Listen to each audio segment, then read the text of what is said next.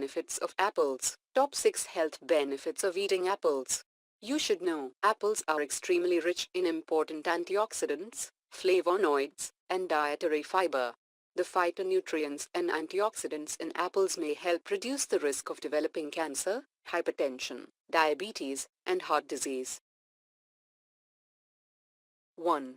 Weight loss. Eating apple fruit every day can help you lose weight. According to a recent study in Food Chemistry, eat apple a day, keep the extra pounds away, because apples contain non-digestible compounds that promote the growth of good bacteria in your gut associated with weight loss. 2. Lower cholesterol. About apple. Over the last few decades, many reports suggest that polyphenols, antioxidant compounds found in apples and apple juice, may help inhibit the oxidation of LDL or bad cholesterol.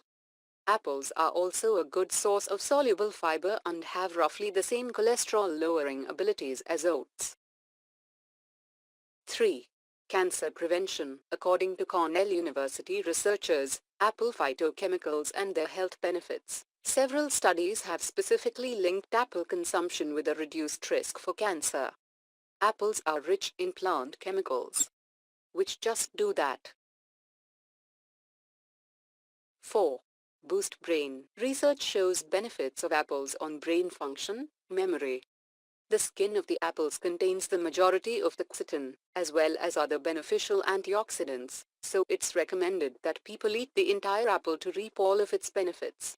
Apples also boost the brain by protecting against memory loss and lowering the occurrence of strokes.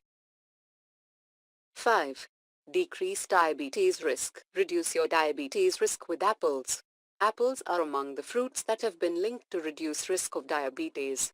A study led by the Harvard School of Public Health found that eating apples, blueberries and grapes significantly lower one's risk of developing type 2 diabetes. 6. Healthier heart. The study, latest to polish the apple's heart-healthy reputation, found that eating apples daily appeared to lower levels of cholesterol and 2 other markers associated with plaques and inflammation in artery walls.